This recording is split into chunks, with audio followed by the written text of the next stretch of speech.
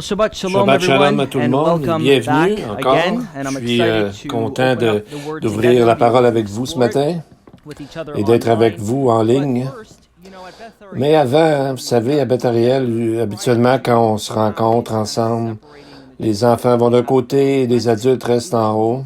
Et habituellement, on fait une bénédiction sur les enfants.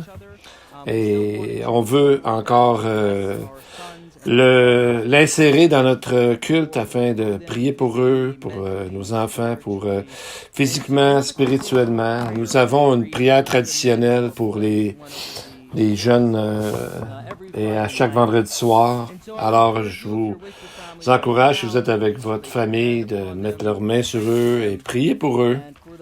Pour les garçons, nous disons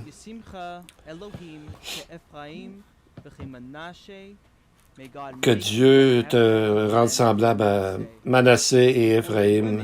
Et pour les filles, on dit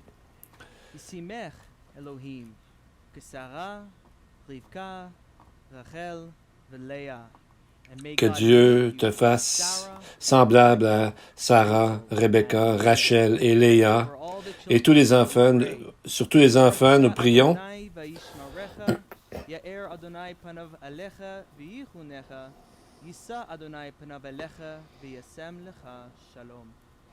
Que Dieu vous bénisse et vous protège, qu'il fasse luire sa face sur vous et qu'il soit gracieux pour vous et qu'il soit dans la joie sur vous et qu'il vous donne la joie et la paix. C'est notre prière ce matin pour nos enfants. Maintenant, je suis content d'être ici. Pour ceux qui ne me connaissent pas, je m'appelle Michael Gabison. Je suis un candidat au doctorat à McMaster University en études religieuses et je regarde des passages à tout ce qui regarde la période du temple et d'interpréter les Écritures par rapport à Jésus qui est venu dans ce temple. Je vais vous partager ce matin une des histoires que je préfère quasiment dans la Bible.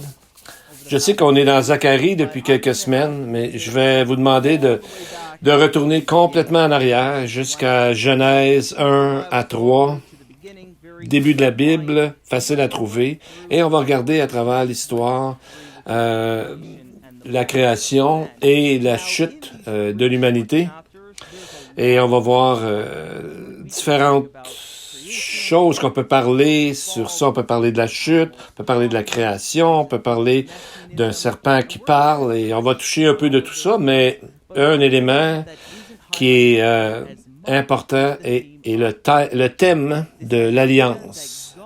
L'idée que Dieu est un Dieu relationnel et qui établit une alliance avec nous. Et j'aime beaucoup quand on regarde une vue à vol d'oiseau et de cette histoire, on voit qu'il y a tellement de choses et on voit que même après qu'il y a eu le péché, Dieu aurait pu dire, bon, OK, on arrête tout ça, on détruit tout ça puis on recommence à nouveau. Mais au contraire, Dieu a créé une alliance avec l'humanité, ce qui montre la grâce de Dieu, la grâce de notre Dieu qui souffre avec nous et qui amène une solution aux problèmes.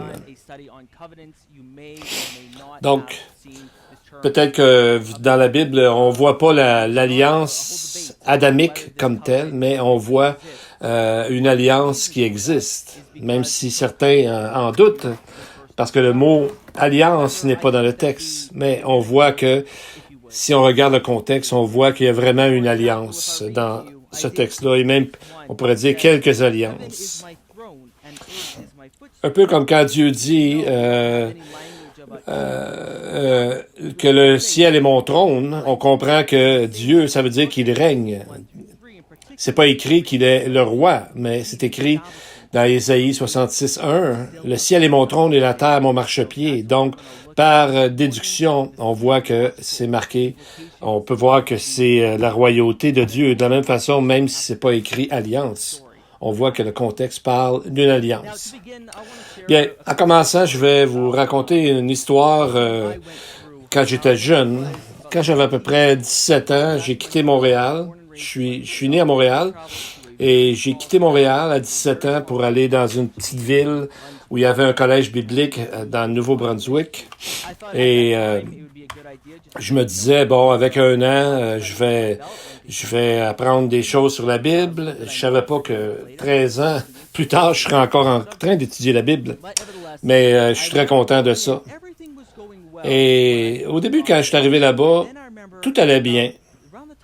Mais je me rappelle, mettons, début novembre, tout à coup, il y a une idée qui est arrivée dans ma tête. C'est un péché que j'avais gardé dans ma vie et que j'avais demandé au Seigneur pardon, mais là, je me suis rappelé de ça. Et là, ça s'est mis à m'agacer. Et puis, je priais. Pendant 4 mois, je priais Dieu. Je suppliais Dieu et je suppliais Dieu que je me réveille le matin, que je me rappelle plus du tout de mon péché, mais je m'en rappelais tout le temps. Peut-être pendant quelque temps, j'oubliais, mais ça revenait toujours, ces pensées-là. Et je me disais, est-ce que je suis vraiment pardonné? Est-ce qu'il y a quelque chose dans ma vie d'autre que je devrais demander pardon? Et à ce moment-là de ma vie, j'étais vraiment handicapé par cette pensée. Donc, je ne crois pas être tout seul là-dedans. J'ai entendu plusieurs personnes et nous sommes souvent pris avec cette culpabilité. Pardon. De se sentir coupable, ça peut être bénéfique parce que si c'est un peu comme un rond de poêle chaud, on veut s'en aller de là. Donc, la culpabilité peut être bénéfique, mais ça peut nous paralyser spirituellement et nous empêcher d'aller plus loin dans notre vie spirituelle. Quand on regarde l'histoire d'Adam et Ève, on voit qu'ils ne pouvaient pas être on peut pas être des modèles comme on voit dans la Bible, comme Joseph et d'autres, mais ils nous donnent quand même des indications quoi faire lorsque nous sommes aux prises avec la culpabilité et la honte, etc. Donc, ce matin, j'ai 2 buts de parler de l'alliance d'Adam. C'est premièrement comment on va toucher à l'alliance elle-même, pas dans les détails, mais d'une façon générale, comment ça influence le reste de l'histoire biblique. Pardon. En deuxième, nous allons voir plus près le texte d'Adam et Ève dans Genèse 3, et particulièrement leur réponse après leur rébellion contre Dieu. Comment ils ont vécu avec leur culpabilité et leur honte après ça. Donc, on va avoir 3 points que j'appellerais du chaos à l'ordre. Vous voyez sur le tableau. Donc, premièrement, on va voir l'histoire de la création, du chaos jusqu'à l'ordre. Donc, on voit un ordre et une structure dans le contexte de Genèse 1 à 3. Donc, on voit que, premièrement, Dieu a créé un monde à partir du néant, a créé quelque chose ordonné. Ensuite, on a de l'ordre vers le chaos. Et c'est là qu'on voit la chute de l'homme et aussi l'alliance avec Adam. Donc, on voit que à travers d'un seul péché, un péché qui semble petit, ça infiltre toute la vie du croyant. Ça touche tout. Il n'y a pas quelque chose qui existe comme un petit péché tout seul, isolé. Et ensuite, pardon. Troisièmement, on va voir le chaos vers l'ordre à travers notre Messie. Là, on va voir qu'est-ce que c'est de vivre en harmonie avec Dieu, malgré que nous vivons dans un monde de chaos et rempli de péchés. Donc, ce matin, nous allons voir à travers les textes, l'espoir à travers les textes, malgré que ce pas des textes toujours faciles. Donc, pardon. Donc, je vous encourage à suivre dans votre Bible, sinon on va avoir les versets en haut sur le PowerPoint. Donc, premièrement, on a le texte. Au commencement, Dieu créa les cieux et la terre. La terre était informe et vide, et les ténèbres se mouvaient au-dessus des eaux à la surface de l'abîme. Donc, si on connaît un peu l'hébreu, on a commencé à l'apprendre ici à Bethariel, on voit le mot « au commencement ». Donc, ça pourrait être comme un début de chapitre, comme un titre de chapitre. On pourrait dire quand Dieu a commencé à créer les cieux et la terre. Donc, ce que ça nous montre surtout, c'est que Dieu est le créateur de toutes choses. Mais on voit la description, on voit informe et vide. En hébreu, c'est tohu vavohu. Donc, on voit que il y avait du chaos. Donc, il n'y avait pas c'est comme si c'était sans forme ou il n'y avait pas de structure. Comme des fois, on voit dans des textes comme Deutéronome et 1 Samuel, on voit que c'est des villes qui ont été désertées ou jugées et détruites. Dans Ésaïe 24:10, on dit « La ville désertée est démolie. Toutes les maisons sont fermées, on n'y entre plus. »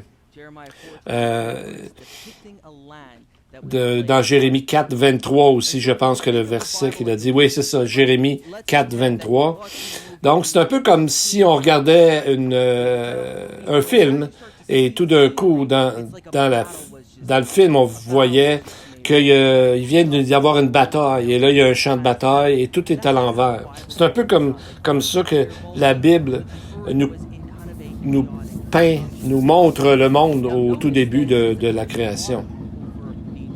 Donc, on voit que, premièrement, il y avait de l'eau sur la surface de la Terre. L'eau est souvent vue comme le chaos ou comme quelque chose de toujours en mouvement, quelque chose aussi de dangereux. Mais si on regarde dans le texte, on dit que quelque chose d'autre est rempli de l'eau. On voit dans quelques chapitres plus loin, c'est qu'il y a le déluge. Donc, il y a encore quelque chose avec l'eau, quelques chapitres plus loin, qui est un eau de jugement. Et on voit que ce que Dieu fait ici, c'est qu'il crée un monde. Il leur donne un monde pour que ça soit que l'ordre soit restauré.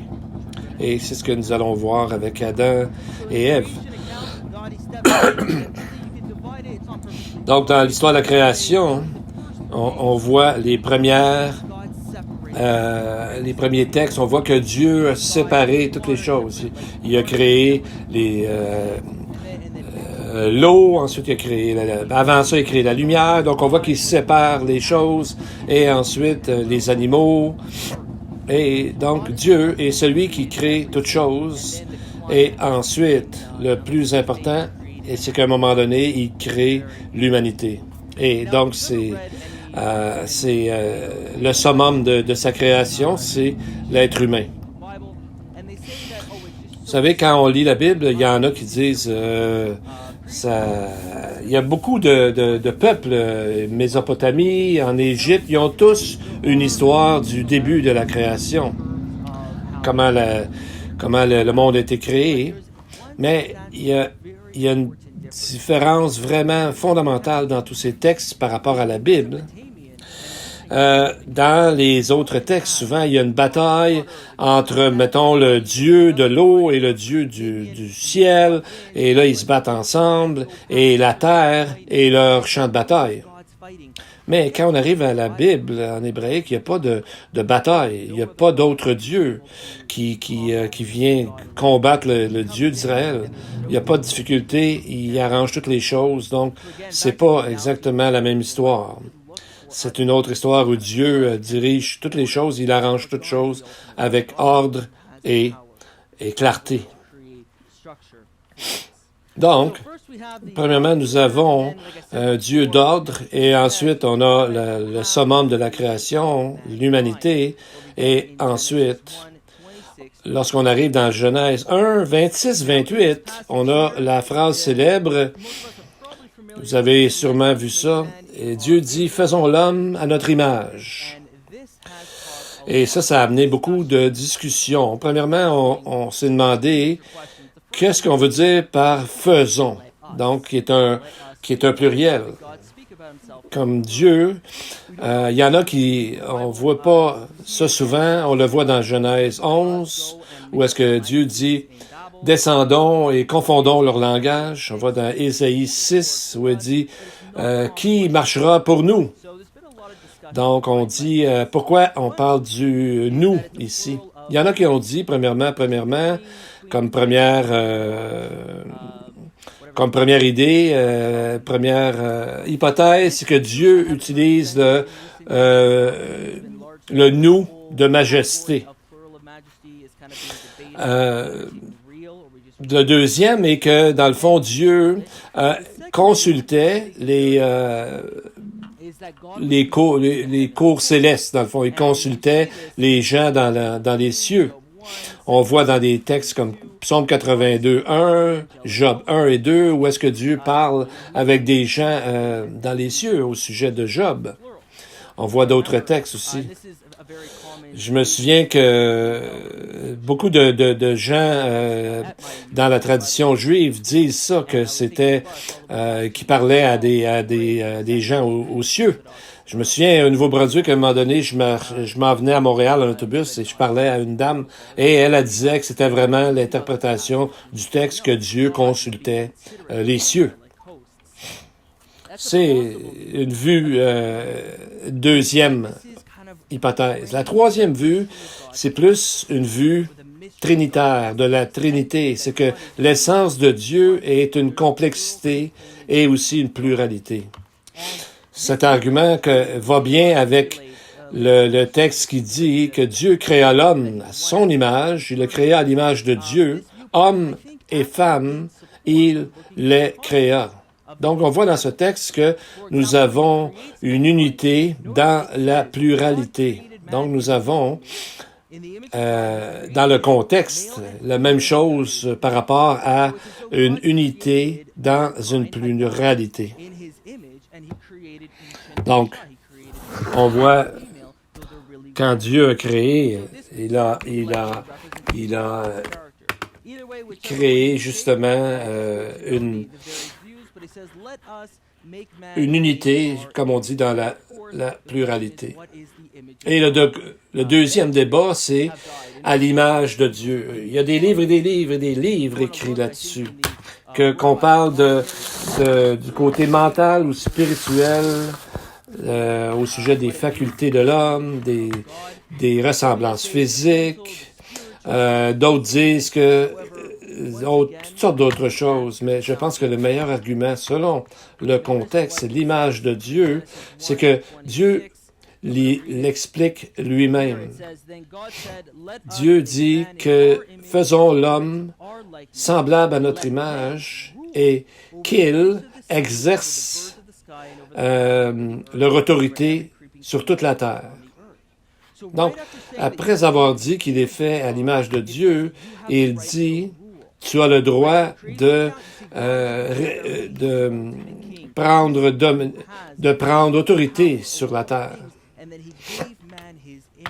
Donc, ça veut dire que l'homme, maintenant, est comme le roi de la terre. Il doit s'en occuper et la faire fructifier, etc. Par exemple, on a un texte dans un texte babylonien qui dit « Toi, ô roi du monde, tu es une image de Marduk. » Marduk était l'image du dieu babylonien et tout en partant, on voit qu'il dit qu'il est le roi du monde, donc une image de Marduk. Donc c'est un peu la même image ici en parallèle qu'on voit que Dieu se sert. Donc on voit à partir du départ, c'est que Dieu dit qu'il va nommer tous les animaux et de pratiquer l'autorité sur quelque chose, c'est nommer les choses. Et on voit que tout va bien jusque-là et ça se termine avec un repos de sabbat, quand Dieu arrête son travail après avoir complété la création. Pour le sabbat, souvent, dans notre famille, on le célèbre tous les vendredis soirs et j'aime leur demander des questions. Qu'est-ce que vous pensez de ci? Qu'est-ce que vous pensez de ça?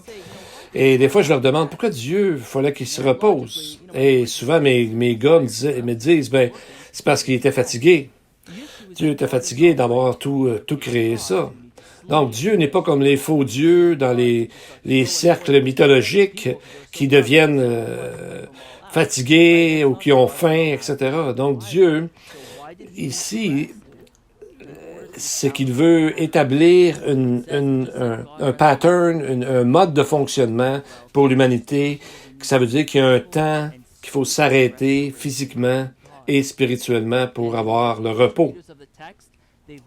Donc, on voit, dans le fond, quand on arrive là, c'est que Dieu a créé les 6 jours et qu'est-ce que Dieu a fait? C'est que Dieu a placé l'homme dans le jardin d'Éden, qui était supposé être un endroit de communion perpétuelle avec notre Dieu. Donc, le jardin d'Éden, c'est un endroit qu'on a dans notre cœur, on a envie d'aller pour être en communion avec Dieu. C'est écrit dans le texte, « L'Éternel Dieu prit l'homme et le plaça dans le jardin d'Éden pour le cultiver et pour le garder. » Donc, on voit le premier verbe, c'est « noach », qui veut dire « se reposer ». C'est qu'on voit que Dieu a causé qu'il y ait un repos dans le jardin d'Éden. Il a mis le jardin d'Éden pour le cultiver et le garder. Donc, quand on regarde dans ce texte en hébreu, c'est que Dieu est le sujet, et on va parler un petit peu de la grammaire, mais pas longtemps. On parle un peu comme... en hébreu, des fois, je me sens comme Charlie Brown, quand ses parents parlent, il comprend pas trop qu'est-ce qu'ils disent, mais l'important, c'est de regarder le texte comme il faut avec les savants qui l'ont étudié. Et nous voyons que quand il dit le garder et le cultiver, c'est un suffixe féminin, alors que le jardin est dans une forme masculine. Donc, ça cause un problème grammatical normalement. Mais si on change la façon de décrire le texte, on pourrait traduire les 2 verbes que nous voyons sur le texte de cultiver et de le garder. Ça pourrait être traduit d'adorer et d'obéir, ce qui change complètement l'implication du texte comme tel. Donc, de garder cet endroit pour adorer et obéir. On le voit, ce genre de façon, avec ces mots-là, ce genre de façon qui a été traduit d'adorer et d'obéir à Dieu. On le voit dans Nombre 3, versets 7 à 8, 8, 26 et d'autres textes, qui montraient le travail que les Lévites avaient à faire pour garder et s'occuper du sanctuaire. Donc ici, on a un peu comme Adam est un peu comme un prêtre en même temps, de s'occuper de la créature. Donc, on voit que ce texte-là amène au roi lui-même plus tard, le Messie lui-même qui va arriver. C'est pour ça que Paul parle dans certains textes des épîtres du 2e Adam. Donc, on voit que pour Adam, c'était vraiment merveilleux. Tu sais, Dieu voulait pas juste un jardinier, mais il voulait qu'il y ait une communion avec lui. Mais il y avait une condition. Quand l'homme a placé Dieu, il dit, l'Éternel commanda à l'homme, tu pourras manger de tous les arbres du jardin, mais tu ne mangeras pas de l'arbre de la connaissance du bien et du mal. Le jour où tu en mangeras, tu mourras. Donc, on sait qu'avant ça, il n'y avait pas de mort physique. Mais on peut se demander quel est l'arbre du bon, du bien et du mal qu'on voit. Qu'est-ce que ça veut dire, le bien et le mal? J'ai entendu beaucoup d'hypothèses sur ce texte-là, mais c'est pas que Dieu ne veut pas qu'on réfléchisse pour nous-mêmes. Mais ce que ça veut dire, c'est, dans le fond, c'est que ça veut dire que nous voulons faire, avoir une autonomie morale. C'est qu'on veut, dans le fond, trouver notre propre système de valeurs et non d'obéir à Dieu. Donc, c'est de prendre l'autorité de Dieu sur nous et de se l'approprier. Alors, c'est ça le problème que nous voyons dans ce texte-là. Même si ça n'a pas bien été, nous savons que Dieu a réglé le problème. J'aime ça penser un peu comme des piliers. C'est que Dieu a créé trois piliers, si on veut, la relation de l'homme avec Dieu, la relation de l'homme avec la nature, la relation de l'homme avec sa femme et toutes ces personnes-là en même temps en relation avec Dieu. Et on arrive, c'est la première fois que la Bible dit « il n'est pas bon ».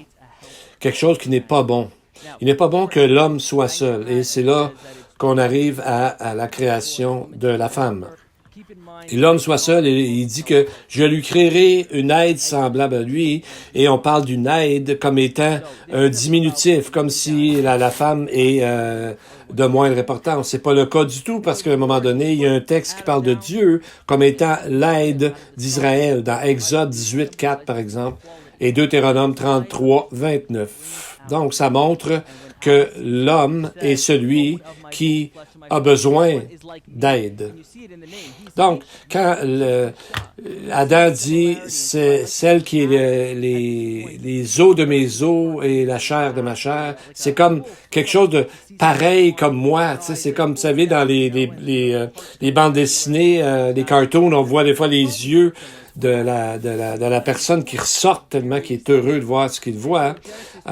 C'est un peu ce qui est arrivé avec Adam quand il a vu une femme semblable à lui et égale à lui.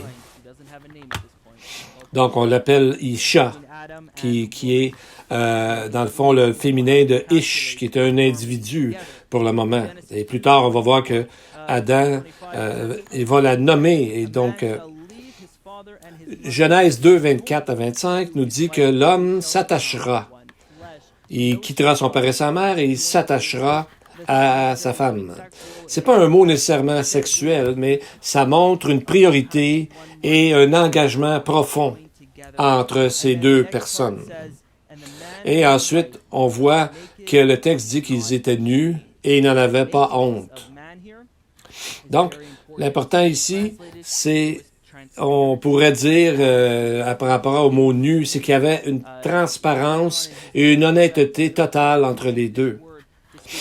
Donc, on voit dans un autre texte, Genèse 42, 18, qui dit qu'être nu veut dire qu'ils n'avaient aucune culpabilité devant Dieu et ils n'avaient pas honte l'un de l'autre ou l'un envers l'autre. Donc, en résumé, on voit les relations avec Adam et Dieu, relations avec Adam et la terre, et ensuite les relations avec sa femme. Donc, on voit que un péché peut tout changer cet ordre que Dieu a placé comme tel. Donc, on voit qu'un péché n'est jamais seul et il amène un ensemble et qui fait que la création de Dieu ou le plan de Dieu est changé. Donc, on voit, nous sommes allés du chaos à l'ordre, et là, maintenant, on va voir de l'ordre vers le chaos.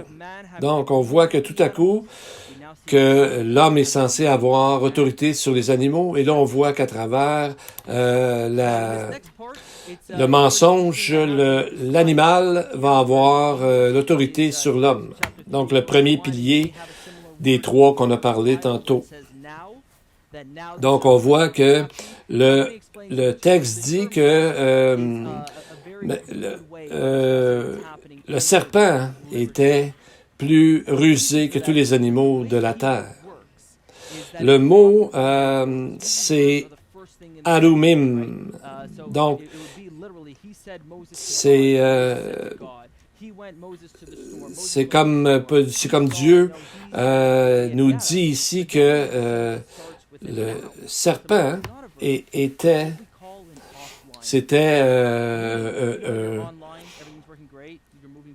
vous savez, c'est un peu comme quand on est hors ligne, quand on est en ligne et tout d'un coup ça débarque. C'est un peu comme de la même façon ce qui se passe. Là. Il y a quelque chose qui est durable et tout d'un coup il y a une brisure. On voit que tout d'un coup le serpent est arrivé et on voit qu'il va avoir un problème avec ce serpent, juste la manière que le texte est écrit. Et il y a aussi un jeu de mots, arumim, comme on a dit tantôt, c'est le mot rusé. Et dans le mot, plus loin, il y a le mot arum qui est traduit rusé, plus que tous les autres bêtes. Donc, on va voir que cette ruse du serpent a créé le problème, a créé l'entrée pour que le péché entre dans la chute du monde dans ce texte-là. Et dans le fond, ce que Satan veut amener ici, il veut montrer que Dieu enlève des libertés au lieu de montrer que Dieu est un protecteur. Donc, on va voir comment il s'y prend premièrement. Premièrement, dans sa question, il dit, en fait, Dieu a-t-il réellement dit, vous ne mangerez d'aucun arbre du jardin? Donc, on voit immédiatement ici qu'il amène une exagération. C'est très proche de ce qui est dit, mais c'est complètement l'inverse, même si ça semble proche. L'exagération du serpent, dans la manière qu'il a formulé sa phrase, il met dans le fond deux choses contraires. Tous les arbres contre l'arbre lui-même. Donc, il dit, c'est vrai que vous ne mangerez d'aucun arbre. Et la femme, dans sa réponse, elle-même répond avec une exagération. Elle dit, il n'est pas permis d'en manger, mais il n'est pas permis d'y toucher. Donc, Dieu n'a pas dit ça. Dieu n'a pas dit ça comme ça. Dieu n'a dit de ne pas en manger. Donc, elle-même a amené une nouvelle affaire dans ce que Dieu avait dit. Donc, on voit que dans la littérature rabbinique, on dit Dieu que Adam leur a dit ne pas y toucher. C'est un peu comme la loi, on aurait dû mettre une clôture alentour, tout ça, mais puis de mettre des cadenas partout. Donc, on n'aurait pas pu sortir. Mais de la même façon, ici, ils disent, Adam, il aurait dû mettre une clôture. C'est bien rusé, mais c'est pas ce que Dieu a dit dans ce texte. On voit que le serpent arrive, il dit Dieu est un menteur, et la femme tombe dans le panneau en ajoutant elle aussi des choses. Verset 6, la femme vit que l'arbre était bon à manger, agréable à la vue et propre à donner du discernement. Elle prit de son fruit et en mangea. Elle en donna aussi à son mari qui était avec elle, et il en mangea. Donc, on voit qu'il y a trois choses qui l'ont touché, qui l'ont amené vers la désobéissance. Et ça ressemble beaucoup au texte de 1 Jean 2,16. Tout ce qui est dans le monde, la convoitise de la chair, on pourrait dire ici la nourriture, la convoitise des yeux, donc il pourrait devenir sage, etc., et l'orgueil de la vie. Devenir sage et devenir puissant, plus puissant que Dieu, et de décider par nous-mêmes les valeurs qui vont gérer notre vie et non pas de Dieu. Donc, on voit la destruction ici de la première colonne ou du premier pilier, comme on a amené tantôt comme image. Dieu et les animaux qui ont été tournés à l'envers et détruits. Donc, on voit que maintenant, c'est l'animal qui a autorité sur l'homme. Là, avant, maintenant, le deuxième pilier, la deuxième colonne, c'est la relation de l'homme avec sa femme. Avant, il dit, c'est la chair de ma chair, les os de mes os. Il est tout content. Mais après que les yeux de tous deux s'ouvrirent, ils prirent conscience du fait qu'ils étaient nus. Ils se sont fait des ceintures avec des feuilles de figuier cousues ensemble. Donc, on voit qu'ils ne voulaient plus cette transparence. Ils avaient honte d'eux-mêmes et de ça, de ce qu'ils venaient de faire. Donc, Dieu a dit, est-ce que tu as mangé de l'arbre? Et l'homme dit, ah, c'est la faute de la femme.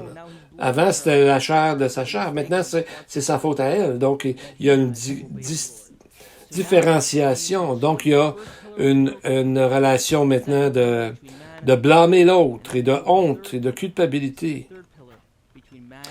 Donc, on voit que cette deuxième colonne, ce deuxième pilier a été brisé. Et ensuite, c'est la relation de l'homme avec Dieu et qui est tournée à l'envers. On voit que Dieu dit dans sa parole que l'homme et la femme se cachaient de Dieu. Donc, on voit que Dieu fait la même chose aussi. On voit dans certains textes, Dieu dit qu'à cause de tous les péchés qu'il a patiemment attendu, Dieu dit qu'il va se cacher de son peuple, que son peuple ne trouvera plus et que Dieu ne les protégera plus et les enverra au jugement. Verset 8, il dit, « Ils entendirent de l'Éternel Dieu et l'homme et sa femme allèrent se cacher. Et l'Éternel dit, « Où es-tu? » Il y en a qui disent, ben pourquoi Dieu a demandé « Où es-tu? » s'il est omniscient, s'il sait tout. Je pense pas que Dieu était confus puis cherchait Adam et Ève, mais c'est qu'il leur demandait de rendre compte de ce qu'ils avaient fait. Donc, dans le fond, de confesser ce qu'ils avaient fait pour démontrer qu'il y avait eu une brisure dans leur communion, dans leur relation. Et nous avons le même genre dans le texte de Genèse 4, 9 à 10, où Dieu dit à Caïn, « Où est Abel, ton frère? » Et Caïn répond, « Je ne sais pas. » Il ne voulait pas dire. Et alors Dieu dit, « Qu'as-tu fait? La voix du sang de ton frère crie du sol jusqu'à moi. » Donc, Dieu savait très bien ce qui est arrivé. Enfin, ça me rappelle quand j'étais petit, à un moment donné, j'étais dans la cuisine, puis mon père arrive, puis mon père dit, « Est-ce que tu as mangé du chocolat? » J'ai dit, « Non, mais j'avais du chocolat partout dans la face. » C'est que mon père savait que j'avais mangé du chocolat, mais il voulait que je lui dise, que je lui confesse que, dans le fond, j'avais désobéi. Donc, on voit ici chaque colonne, chaque pilier détruit par le péché qui est arrivé par la désobéissance envers la parole que Dieu avait bien dit clairement. Qu'est-ce que ça fait, le péché, dans notre vie? Ça montre qu'il n'y a pas de péché isolé, compartimentalisé dans notre vie. Vous savez, moi, je joue au squash souvent et j'ai découvert quelque chose, que tout va ensemble, que si tu fais mal ton mouvement avec l'épaule, tu vas avoir un problème de dos. Et la manière que si tu te réchauffes pas aussi avant de faire du sport, tu vas avoir des problèmes. Ça va faire un impact sur tout le reste de notre partie. Donc, vous savez, Paul parle souvent comment le péché influence chaque partie de notre vie. Vous savez, Paul dit à un moment donné qu'un peu seulement de levain fait ruiner tout le pain, dans le fond, quand on fait qu'on ne veut pas du pain qui a grandi avec le levain. Donc, Paul parle de ça, que chaque péché impacte toute notre vie. C'est un peu comme si on joue de la guitare. Vous savez, une guitare a 6 cordes. Mais supposons qu'il y a une corde qui brise ou que marche est vraiment molle, elle ne fonctionne plus. Mais si je dis, bon, je vais continuer à jouer de même, le son va être terrible. Mais ça se peut que quelqu'un continue à jouer comme ça. Il faut arrêter. Ou soit que je continue à jouer comme ça tout croche, le son n'est pas vraiment bon, ou j'arrange la corde brisée ou qui va pas bien. C'est un peu ce qu'on doit faire avec le péché dans notre vie. Donc, on a ici l'alliance est nécessaire parce que là, on voit dans le texte qu'il y a eu une destruction, si on veut, dans le fond, une désobéissance de ce que Dieu avait dit de faire. Donc, on voit que Dieu avait besoin de créer une alliance avec Adam. Mais on voit que Dieu, dans son jugement, commence par le serpent, ensuite la femme et ensuite l'homme. Un peu comme dans la relation inverse que le problème est arrivé, dans l'ordre inverse que c'est arrivé. Donc, il dit au serpent, « Tu marcheras sur ton ventre et tu mangeras de la poussière. » Donc, on voit que le serpent est passé du plus rusé au plus maudit des animaux. Donc, on voit ce qui est arrivé. Et le texte dit qu'il va marcher sur son ventre. Il y en a qui ont dit que peut-être le serpent, à l'origine, avait des pattes qu'ils ont perdues. C'est possible, mais c'est pas nécessaire de lire le texte comme ça. Ça peut être que les serpents étaient déjà marchés sur leur ventre et Dieu leur a donné un nouveau sens à cette façon de se mouvoir sur la terre. Un peu comme la circoncision, elle existait déjà, mais Dieu en a fait quelque chose de spécifique pour Israël, un nouveau sens d'alliance pour Israël. Donc, on voit qu'il y a quelque chose qui arrive de physique quand même. Et on voit au verset 15, on voit qu'il y a un changement ici dans l'approche. C'est qu'on voit que Dieu, on dirait, apparaît parler à quelqu'un derrière le serpent, de la force, de ce qui se mouvoie derrière cet animal-là. Parce que Dieu dit, moi, Dieu, je veux mettre inimitié entre ta postérité et la postérité du serpent. Donc, on voit que c'est toujours des gens, ce terme-là, c'est des gens qui sont responsables de leurs actions. Donc, il s'adresse à quelqu'un derrière l'animal, parce que les animaux ne sont pas reconnus comme étant responsables de leurs actes comme tels. Donc, il y a quelqu'un derrière ce serpent-là. Premièrement, on voit aussi que ce serpent-là parle. On est des fois habitué avec ce texte-là, puis on oublie que dans le texte, le serpent parle. Je me souviens une fois, j'étais dans une classe et quelqu'un a dit « Qu'est-ce qu'on fait avec ça, un serpent qui parle? » Et j'étais un peu surpris parce que j'avais comme oublié. Mais donc, on voit que derrière l'animal lui-même, il y a quelqu'un. Et c'est rare qu'un animal parle dans la Bible. Il y a ici le serpent et il y a dans Nombre avec le faux prophète Balaam, où est-ce que c'est son âne qui a parlé. Donc, on voit qu'il y a quelque chose de supernaturel dans ça et qu'il y avait une forme surnaturelle qui a pris possession de l'animal. Donc, c'est complètement en défiance avec Dieu qu'un animal soit contre Dieu. Donc, on dit des fois que le serpent est une force démoniaque, mais lui est appelé à Satan, le Satan, qui veut dire l'adversaire. Donc, complètement en opposition à Dieu. Donc, il y a une entité derrière l'animal du serpent comme tel. Donc, on voit qu'entre les deux postérités, on voit que un va briser la tête de l'autre et l'autre va mordre le talon. Donc, on voit qu'il y en a un qui est plus mortel que l'autre, que si on fait écraser la tête, bien on meurt, alors que se faire mordre le talon, ce n'est pas une question de mort à suite à cela. Donc, on voit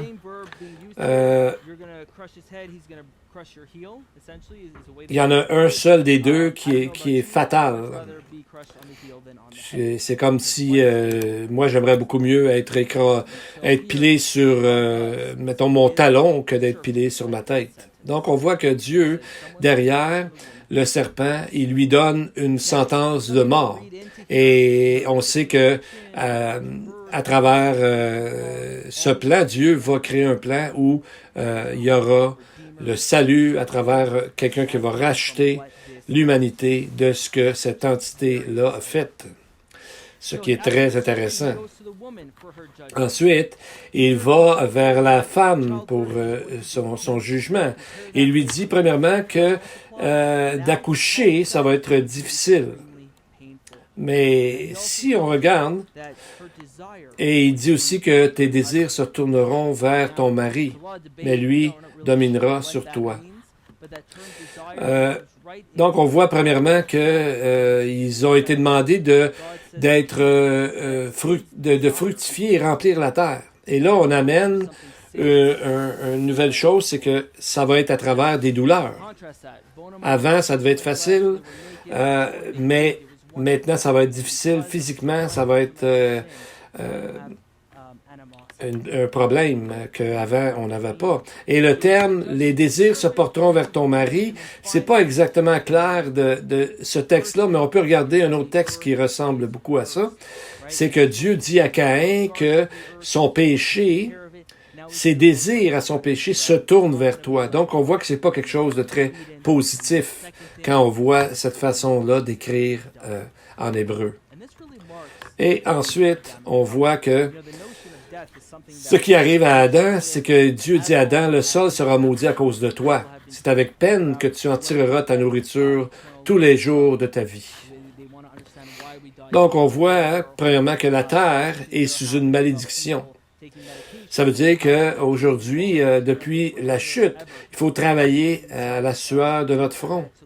Donc, autant que c'est difficile de mettre au monde un enfant, plus difficile que c'était avant la chute, de la même façon que maintenant, pour Adam, de travailler la terre comme Dieu lui a demandé, c'était difficile. Et ça explique aussi pourquoi il y a tant d'animosité et tant de problèmes dans le monde comme tel, entre les personnes et aussi entre la nature. Donc, on voit qu'on peut se demander, mais comment ça se fait que Dieu a laissé aller cette chute et que nous soyons encore là. Et même Paul nous dit dans Romains 8, 22 que la création tout entière soupire et souffre les douleurs de l'entendement. Donc, on voit que Dieu nous donne un espoir. Au lieu d'être choqué contre Dieu, c'est que Dieu nous donne un espoir qu'un jour, quelque chose va arriver qui va détruire ce que le serpent et l'entité derrière le serpent a fait. Deuxièmement, il nous donne une façon d'être demeuré en relation avec lui. Dieu aurait pu dire, maintenant, je vous parle plus, vous avez péché, vous êtes séparés de moi. Et on voit dans Genèse 3, 21, où est-ce que Dieu dit à Adam qu'il leur a fait des habits de peau dont il est revêti. Donc, on voit, c'est le premier animal qui est mort et ça montre plus tard le sacrifice parfait que Messie viendra faire sur cette terre. Il nous a aussi donné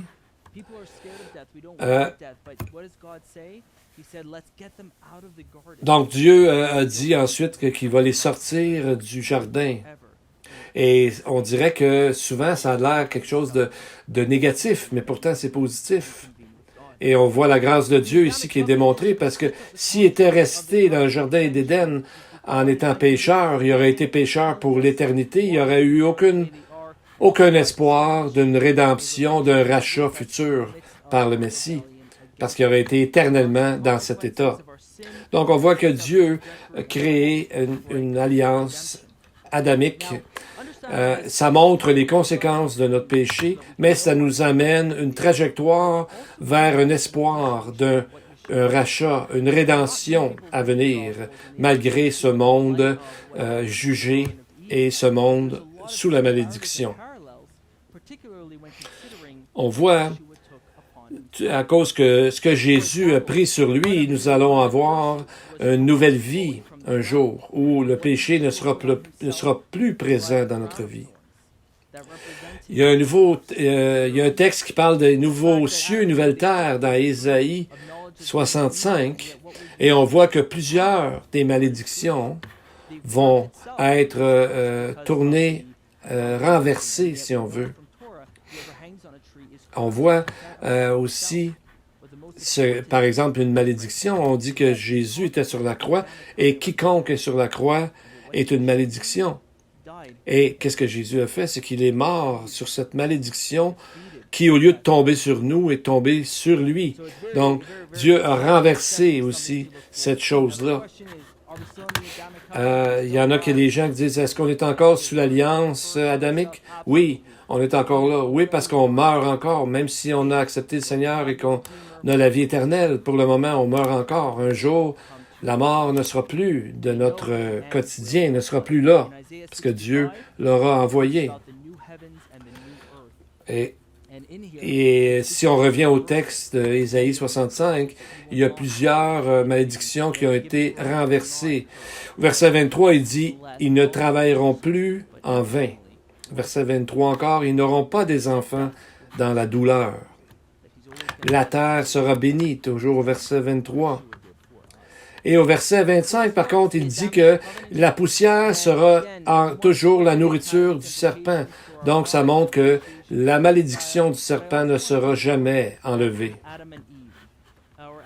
Donc, on va regarder ici un peu de plus près, alors qu'on approche de la fin. Sur le tableau, on voit du chaos jusque vers un ordre à travers le Messie. Et on va voir ce texte nous montre des belles choses positives. Premièrement, suite à cette culpabilité et ce péché. Premièrement, on va regarder la réponse d'Adam, la réaction d'Adam. Imaginez-vous, dans tout ce qui vient d'arriver, Adam devait se sentir vraiment mal. Mais au lieu de se sentir vraiment mal le reste de sa vie et de s'apitoyer sur son sort, mais on voit versets 17 et 19, tout de suite après que Dieu vient lui dire qu'il va mourir physiquement, la première chose qu'il fait, c'est qu'il donne un nom à Ève. Il l'appelle la mère de tous les vivants. Donc, avant, elle n'avait pas de nom. Elle s'appelait Isha, qui est le féminin de Ish, qui veut dire simplement un individu. Donc là, lui donne un nom, et qui veut dire la mère de tous les vivants. Donc, c'est comme... moi, j'aurais peut-être dit, suite à la chute, j'aurais peut-être dit, on n'écoute plus jamais le serpent. Ou on s'est vraiment trompé, on est foutu. Mais Adam ne se concentrait pas sur ce qui venait d'arriver. À la place, il se concentrait sur les promesses de Dieu.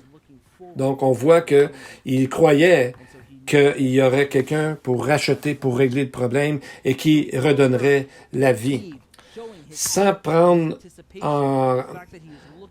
se fier seulement sur ses émotions, Dieu s'est tenu sur la parole de Dieu, la promesse de Dieu, et il a pris réconfort dans la promesse de Dieu. Et on voit aussi la réponse de Ève, qui est positive aussi. Quand elle a un enfant, dans Genèse 4.1, elle dit, « J'ai acquis un homme avec l'aide de l'Éternel. » Mais si on regarde dans le texte hébreu, « avec l'aide de » n'est pas dans le texte en hébreu. Donc, il y a des gens qui ont dit, est-ce qu'elle a donné, pensait avoir donné, parce qu'on pourrait traduire littéralement ce texte, j'ai acquis un homme, l'Éternel. Donc, elle croyait que l'enfant qui naissait était tout de suite la promesse que Dieu lui avait donnée pas longtemps avant. Il y a les rabbins qui ont combattu cette idée-là. Il y a Bereshit Rabbah sur Genèse 22.2. Le rabbi Ishmaël a demandé au rabbin Akiba l'importance de cette façon d'écrire-là. Il y en a un qui a dit, s'il est dit « j'ai eu un homme », le Seigneur, ça serait difficile à interpréter. Donc, faut ajouter avec l'aide de l'Éternel. Mais on peut relire ce texte comme quoi elle avait compris que l'enfant qui naissait était la promesse que Dieu y avait donnée il n'y a pas longtemps. C'est une façon vraiment claire de voir qu'elle a aussi fait confiance. Elle avait foi dans la parole de Dieu. Qu'est-ce que ça veut dire pour nous lorsqu'on est plutôt prise avec la culpabilité? C'est que, dans le fond, j'ai réalisé, quand j'étais au Nouveau-Brunswick et que je pensais toujours à mon péché, c'est que j'essayais de mettre des feuilles, de coudre des feuilles, dans le fond, sur mon péché.